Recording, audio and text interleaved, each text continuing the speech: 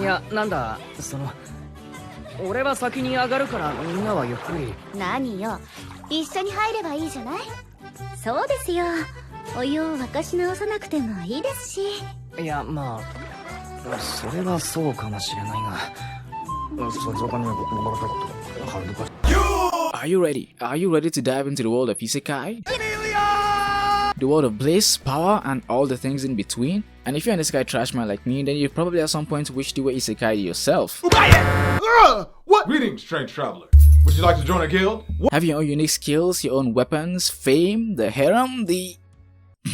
like, who wouldn't want those? And if all those things don't interest you, then I bet having your own harem of cute girls doing cute things does. And for the ladies, you also get a chance to start life afresh in a whole new environment. I suppose that works out for you, right? Right? Plus, you get to leave annoying things behind, like house chores and school and being broke and sick. Well, you can still get broke anyway and you can still get sick anyway, but basically you're living a good life. The only condition being that you have to fulfill a specific task, such as a role you've been isekai to. Well, this isn't always the case, but every isekai that is worth watching usually has one of these tasks, and most isekai that doesn't are often forgettable. It usually ranges from something like saving a country to defeating a demon lord or a god, or sometimes even the hero. And in order to do that, you will need awesome skills, intellect, and any other tools to carry them out, this seemingly gruesome task. But never fear, because a beautiful goddess or a council of deities got you covered on that. I'm just gonna call them deities instead of gods, cause I have no idea what these guys are even doing. Just watching some Japanese guy go by his daily life? Don't they have anything better to do? No wonder the world is so messed up. But regardless, once you accept, you then go on to become a badass in a new life, slaying the demon lord or becoming one. But these days, tropes like that have been growing old, so now we're being isekai to play ridiculous roles. At first, I thought the concept of being reincarnated as a sword was bad, but it then turned out to have been alright. But what's worse than that?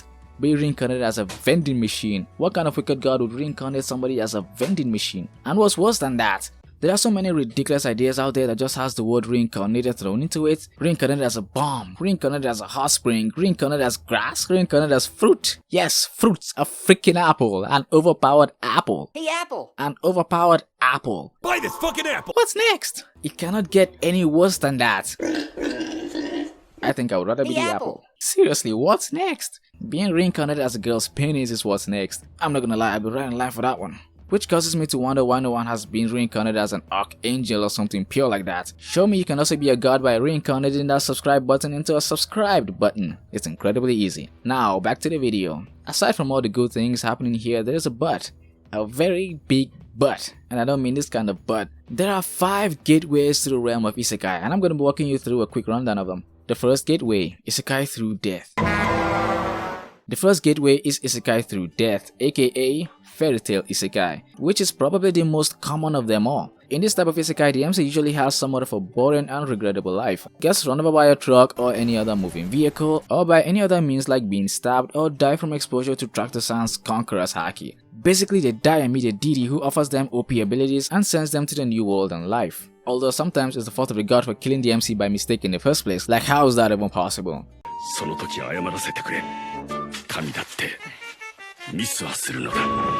Do you mean to tell me that your hands slipped or something? Most likely due to the fact that they dropped their glasses. Like, what does a god even need with glasses?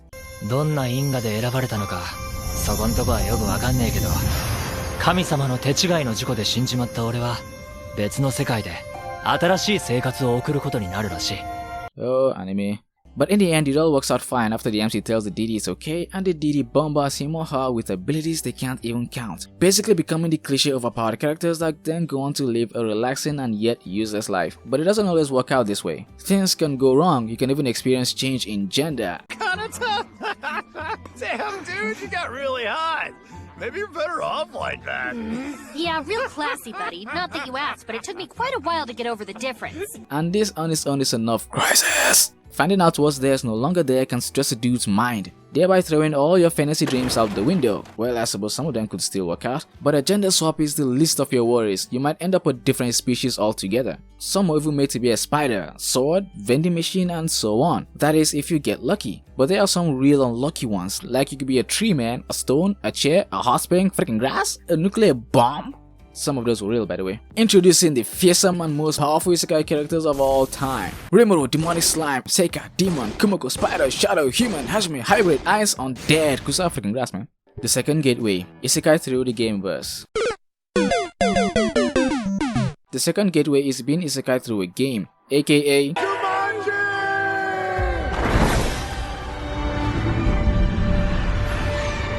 this type usually involves shut-ins, people who claim not to be able to socialize and don't want anything to have to do with people, but are always first in line to get limited edition of games merchandises. Lads and lass who do nothing but play games and eat and then sleep all day, play games all night long. Most of them don't even go to school or even do house chores, but want to live the good life. But then again, I'm a gamer slash YouTube content creator, so I'm guessing I'm not all that different. Moving on, one day while playing the MMORPGs, they get sucked into it. And the first thing they say is Nani? Next they start noticing that their surroundings feels and look like the game they were just playing, after which they start living in the game world or look for a way to beat the game and go back home just like which is never, like ever. But before we get to the details of the third gateway, I'd like to mention that some isekai seem like a combo, like what we saw in How Not to Summon a Demon Lord, which is not really clear if it's an isekai through a game or direct summoning. And that leads us to the third gateway, which is the worst way to get isekai'd, isekai through direct summoning. In this type of isekai, a deity or kingdom summons a hero or group of heroes to save them in their time of peril. And trust me, you don't want to find yourself in this type of isekai world, because it comes with more cons than pros. And if you don't trust me, just ask Naofumi, who went from being a happy college guy who plays MMORPGs to being gloomy and angry all the damn time. You can even experience change in gender. Again, the point is that you can be taken out of your life of modern mechanics into the world of chaos, just like that. Naofumi, Soma, or Hajime, just like the high school prodigies who didn't have it easy in another world. You're left in a place filled with chaos, expecting to fix it, all in the name of saving a world you have nothing to do with. Not that I mind though, I don't care what kind of isekai it is, just isekai me. Just isekai me, please, I beg you. The fourth gateway, isekai through portals. If there's a gateway into the world of isekai, would you jump in? I would. Reality or isekai, modern or fantasy, what is your pick?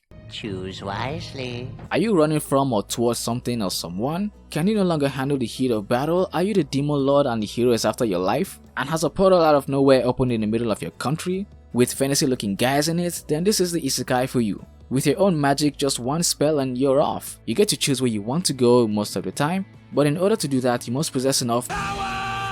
This kind of isekai sounds a lot like migration than anything else. Plus, you get to plunder resources and increase your territory, just like we've seen in The Devil's a Part-Timer, Miss Kobayashi's Dragon Maid, and Gate.